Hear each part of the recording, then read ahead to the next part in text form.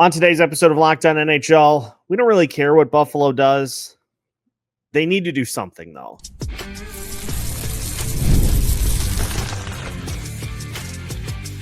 You're Locked On NHL, your daily podcast on the National Hockey League.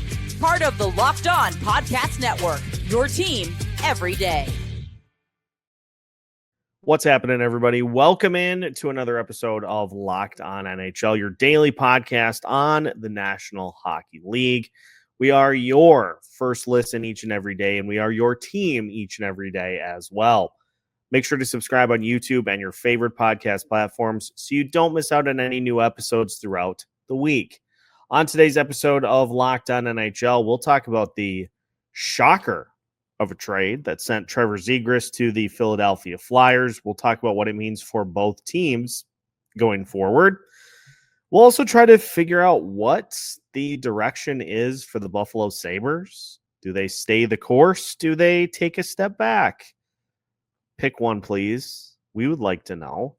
And we'll also take a look at the final rankings of NHL draft prospects into the NHL draft, which is coming up at the end of this week.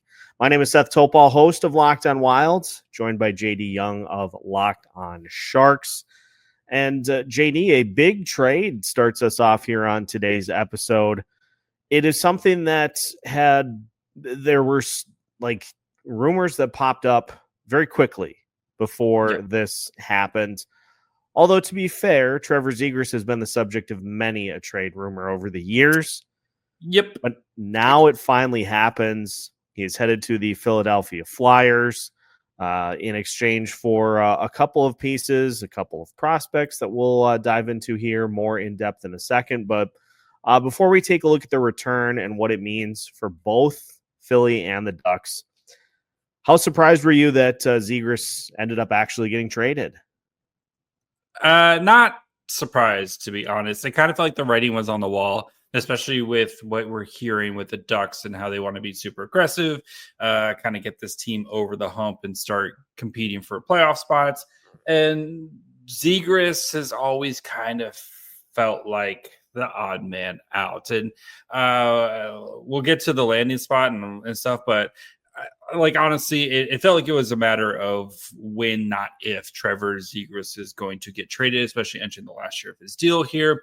And I think for both parties, Zegras and the Ducks, it's just kind of a clean break on a marriage that didn't feel like a natural fit, especially over the past couple of seasons when they, it kind of messed with his position. They were kind of like, it just didn't feel like they believed in what Trevor Zegras could be. So, I think I really like the landing spot with Philly, especially now that John Tortorella isn't there. And I think Zegras, Mitchkov, there's going to be a potential for a lot of fun there.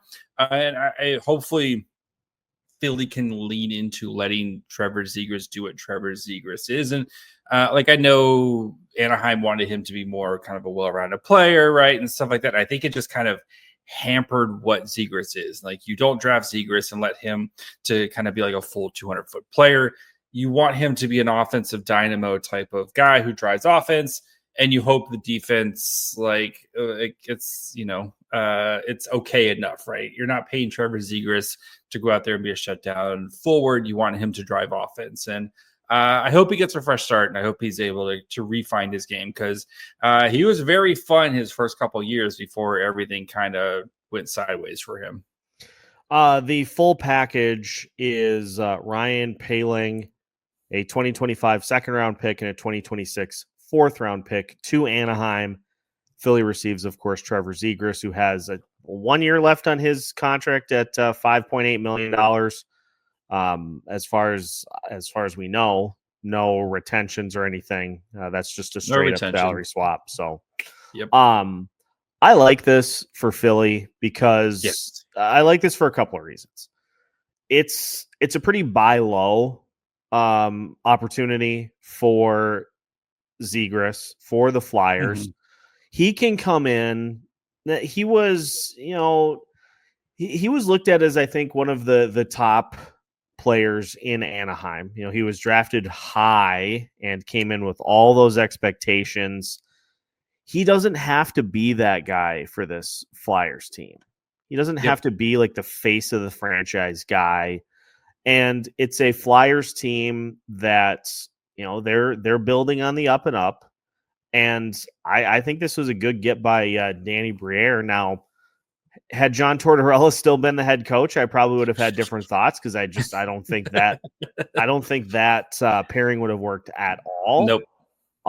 But Rick Tocchet, I think, is somebody who at least values some of that offensive creativity a little bit more. Maybe not a lot, but at least a little bit more, to where you can have Zegras come in and just do what he is expected to do with his skill set, while also not having to do all of the be the leader, be the franchise guy type stuff. He can just be part of this group going forward for the Flyers.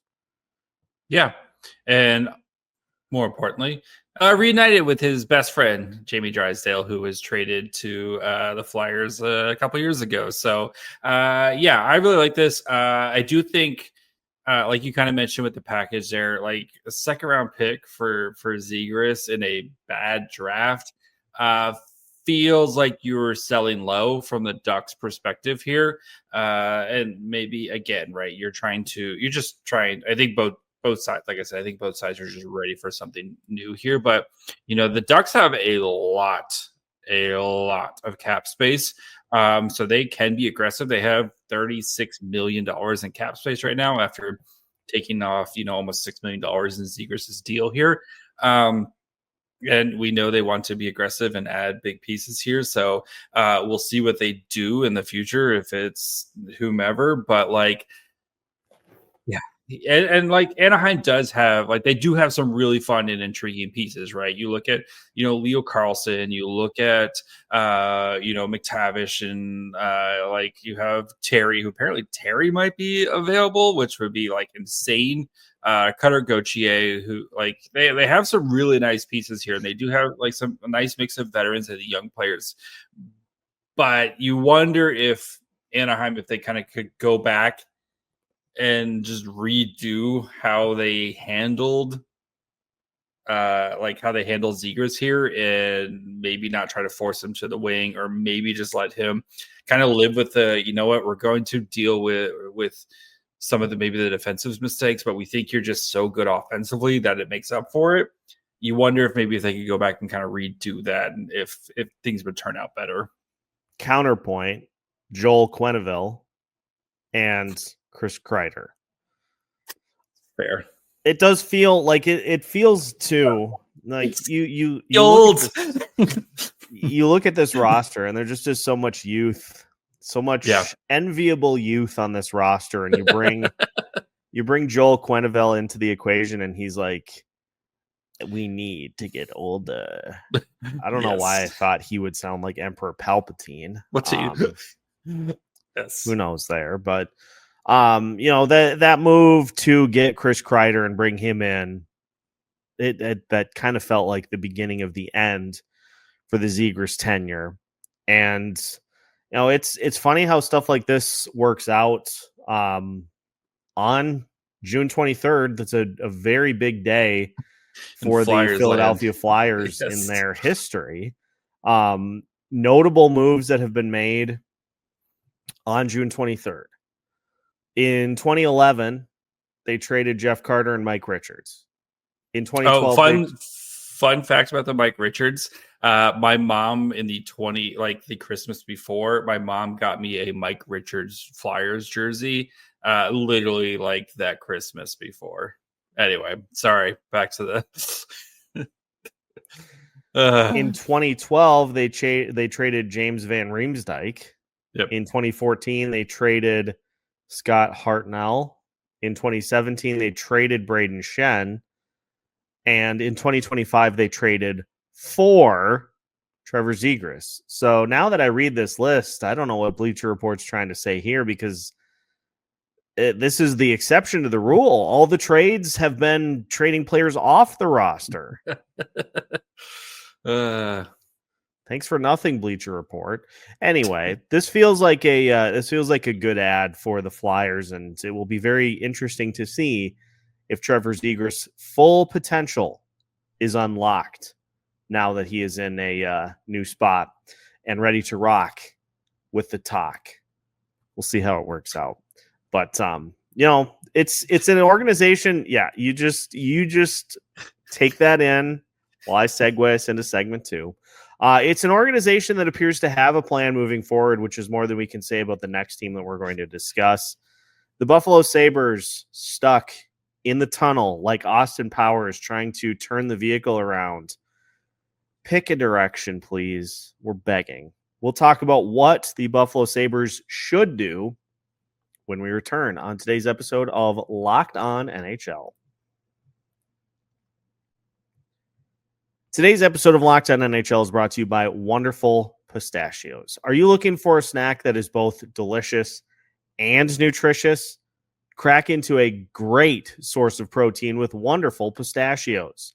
Wonderful Pistachios is one of the highest protein nuts there is. 1 ounce of Wonderful Pistachios has 6 grams of protein.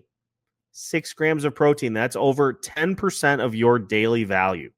They're also packed with a ton of fiber and better for you unsaturated fats. I call them my guilt-free snack because you can have 2 or 3 handfuls. You don't have to worry about all the sugars, the carbs, all of those bad things that they say, hey, you should avoid these. Wonderful Pistachios don't have those. So you can eat to your heart's content, or at least until the scary movie gets past the scary part. Get snacking and get cracking with the snack that packs a protein punch. Visit wonderfulpistachios.com to learn more. Welcome back to today's episode of Locked On NHL. Once again, we thank you for making Locked On NHL your first listen each and every day. We are your team each and every day as well. Continuing our Tuesday episode by taking a look at the Buffalo Sabres. Are they going to take a step back? Are they going to take a step forward? Are they going to do nothing? All 3 are viable, but it feels like you got to pick at the same time. Feels like you got to pick one. You got to pick one. What should the Buffalo Sabres do this offseason? That's the $1 million question. Because this team, like we know, they have the longest droughts in the NHL when it comes to making the playoffs, right? We're on year 14 now since they made the playoffs. My oldest child has never seen a Sabres playoff game. Anyway, so you have this team when the rebuild has always kind of felt wonky, right? They've gotten lucky a couple times getting number 1 picks, or they've gotten good players, but they just never stick around. Hi, Eichel, you can go down the list of just this Florida team littered with former Sabres who are now winning in South Florida. But I don't like. They want to trade Bowen Byram. They may have to trade JJ Peterka, but at the same time, they also want to win this year. They have the 9th pick in the draft in a weird draft. They may want to trade that for an impact player. I have no idea what this is a massive week for the Sabres, right? With the draft on Friday and free agency next week, this I have a feeling is a massive, massive offseason for the Sabres, because if they mess this thing up, which it's the Sabres, are they just going to have to eventually just realize we messed things up and then start from scratch all over again? And then you're going to be looking at a 20-year drought potentially until you make the playoffs again. And it's like trading JJ Peterka sounds like a bad idea to me, man. I don't know. Yeah, it feels to me like they have to get this right. If they miss, if whatever they decide, let's say they decide, okay, we're going to bolster our lineup and we're going to really go for this. If you miss there, I feel like you lose Tage Thompson at that point, because how long is a player like that willing to stick around? He's signed through 2030. He is 27 years old, but a guy like that who is very actively campaigning to make the United States roster, players on losing teams that go to those types of competitions, they get a little taste of being part of a winning culture, a winning pedigree, and it kind of becomes infectious. Yep. You're like, oh, I would really like more of this. Like getting around, like he's going to be around the Tkachuks.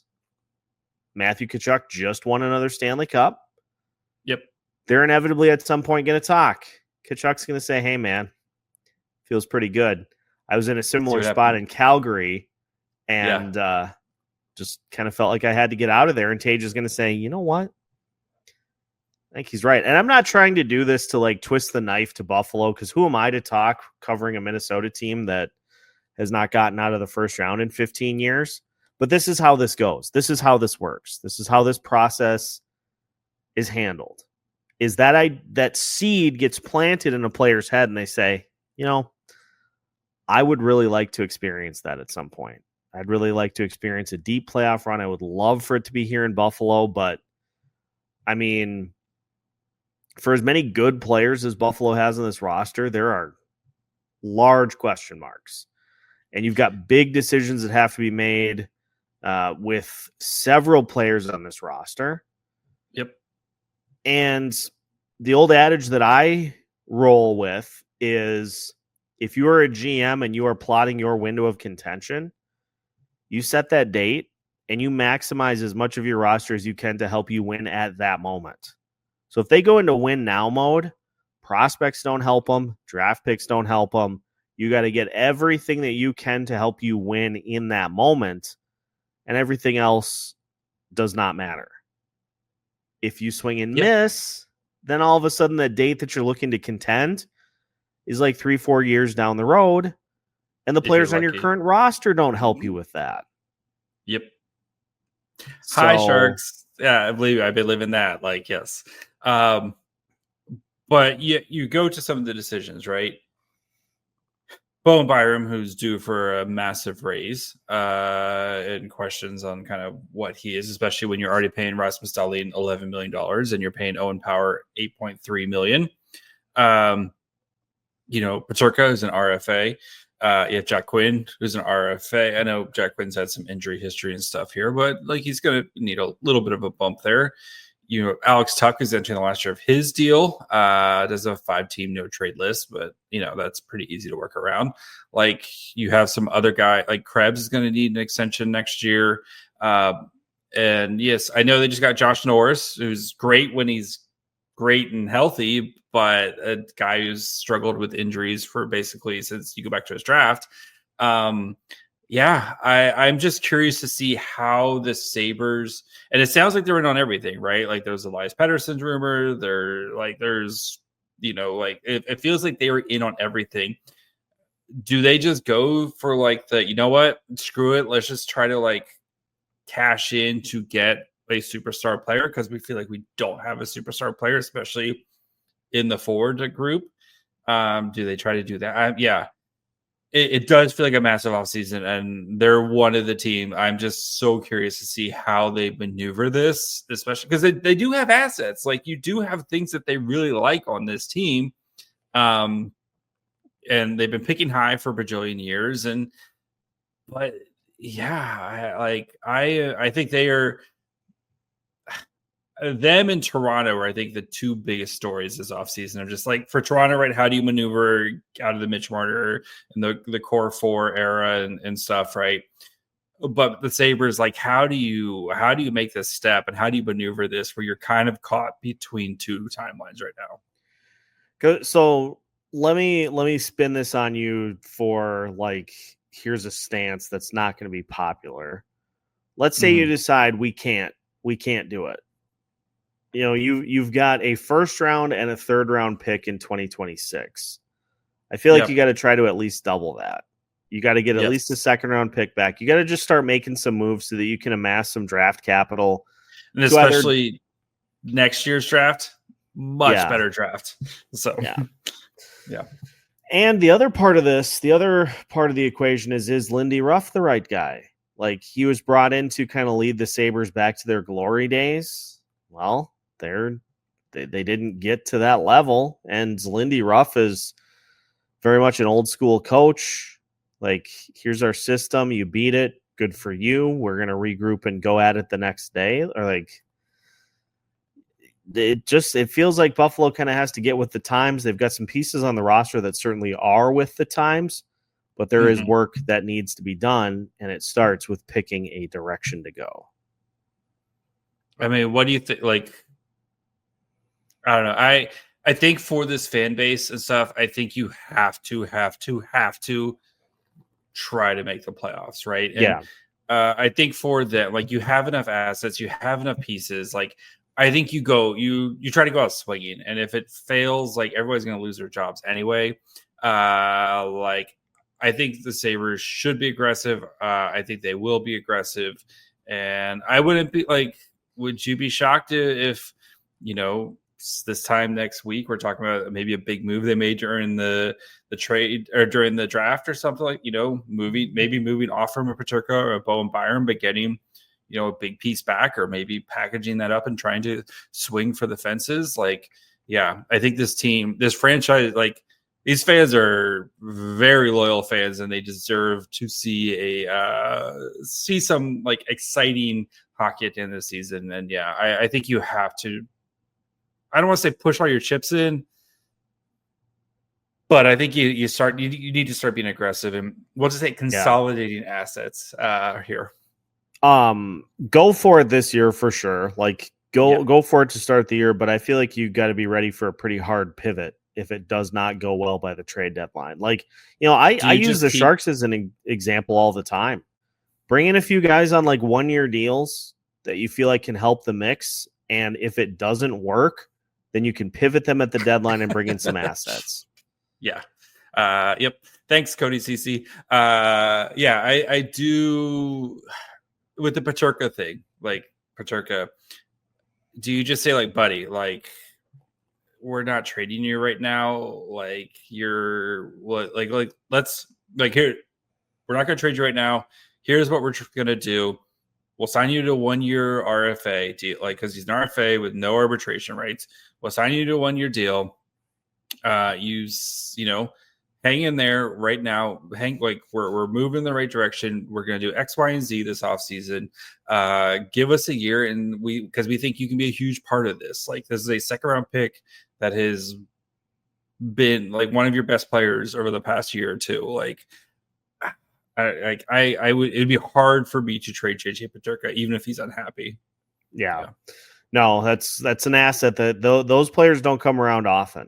So you got to try to keep them as much as you can. Yeah, that could be part of it too, is like, hey, we're going to try this. We're going to see if we can get this figured out. And if not, then you're going to see big changes. Well, yep. Second. Yeah. At the trade deadline, we'll send you somewhere. Yeah. So. Yeah, it could end up being the winning formula, even if they don't win.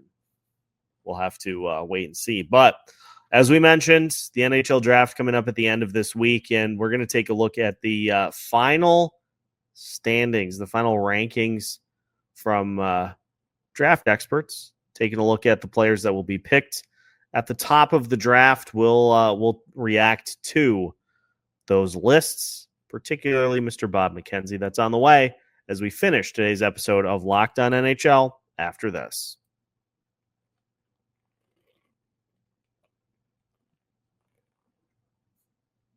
Welcome back. Final segment of today's episode of Locked On NHL. And once again, we thank you for making Locked On NHL your first listen each and every day.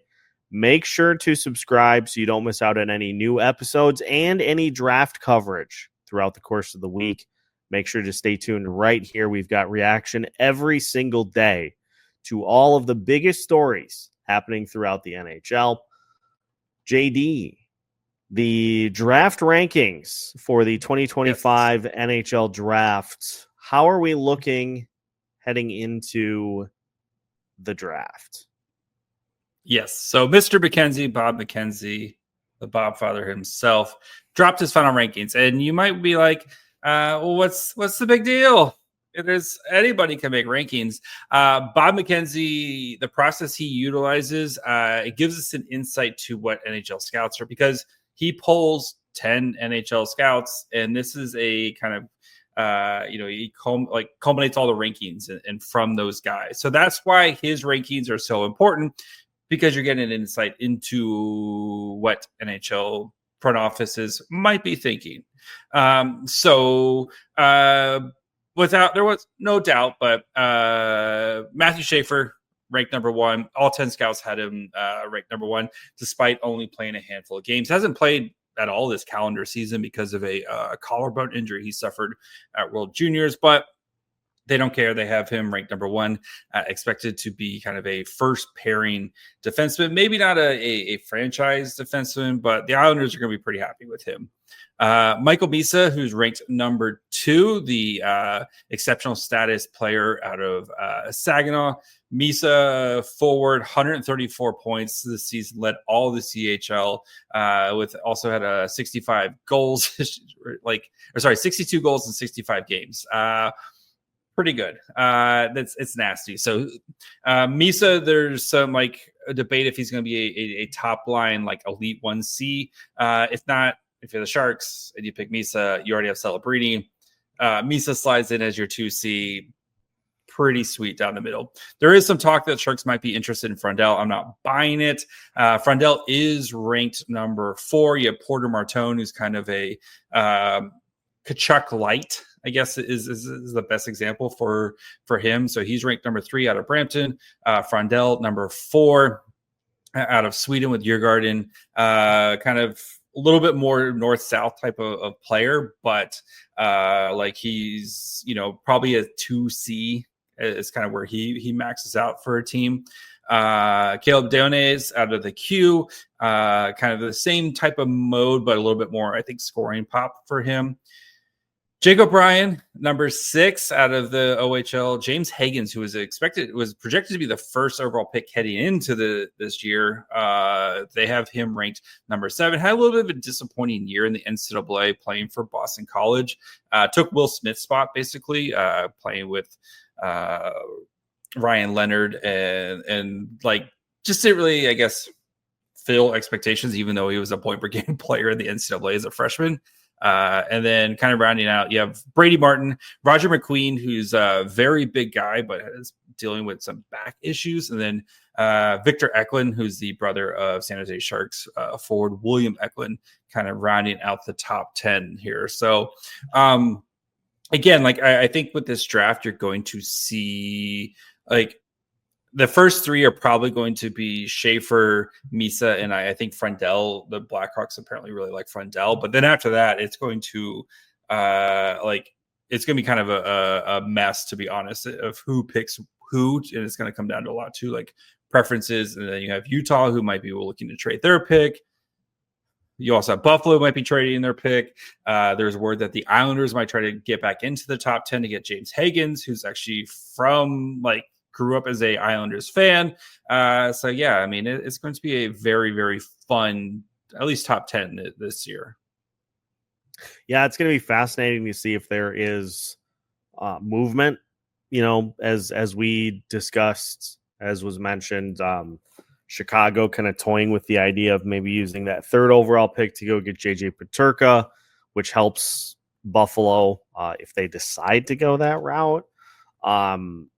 Utah, maybe that's used to pry Marco Rossi away from the Minnesota Wild. Remains to be seen. So far, the Minnesota Wild have been offered the 15th overall pick from Vancouver and a player they said no. Feels like it's going to have to be closer to the top 10 in order to pry Rossi away if it's not just a player that can immediately help them at the NHL level. Feels like there will be a little bit of movement here. Yeah, and it's not like this year where you have Celebrini, right? We knew Celebrini's even their 1 pick, and we knew Celebrini was going to be in the NHL next year. The season before, right? Bedard, number 1 pick. You knew Bedard was going to be in the NHL. Schaefer's going to be going back, most likely, to play, especially after missing basically the entire, most of the season this year.